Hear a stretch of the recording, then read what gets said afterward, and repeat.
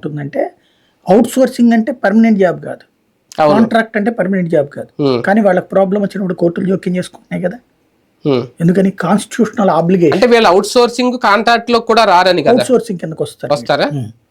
Out sourcing లో జీతం లెక్కనే కదా వీళ్ళకి. అంటే మీకు ఇందులో చిన్న లాజిక్ అంటే అప్పుడు కూడా అన్నది గౌరవ వేతనం అన్నారు కానీ ఏదైనా సరే అవుట్ సోర్సింగ్ వాళ్ళకి ఇచ్చేది కూడా గౌరవ వేతనమే. అదేం జీతం అనేది కాదు లెక్క, అదే గౌరవ వేతనమే.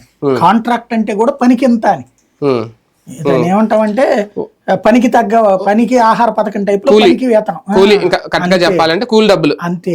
వీటిట్లలో పాయింట్ ఏంటంటే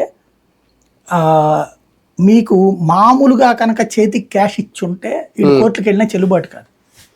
వాళ్ళ బ్యాంక్ అకౌంట్ లో డబ్బులు త్రూ ఫైనాన్స్ డిపార్ట్మెంట్ వేశారు. ఓకే.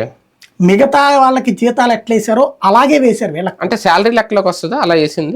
అంటే అది ఫిక్స్డ్ గా వాళ్ళకి ఒక చట్టబద్ధత కల్పించినట్టు, అది కల్పించేసినట్టు శాలరీ లెక్కే వస్తుంది. ప్రభుత్వం వాటిలో నుంచి ఇచ్చినప్పుడు ఆటోమేటిక్ గా చట్టబద్ధత వచ్చేసినట్టే.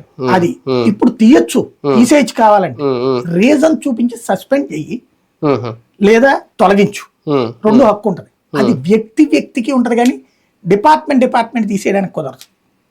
అంటే ఆ వ్యవస్థను మొత్తం తీసేయడానికి కుదరదు. వ్యవస్థ మొత్తాన్ని తీసేదలుచుకుంటే నువ్వు చట్టం చేయాలి. వాలంటీర్లు చట్ట ప్రకారం ఎంపికయ్యారు.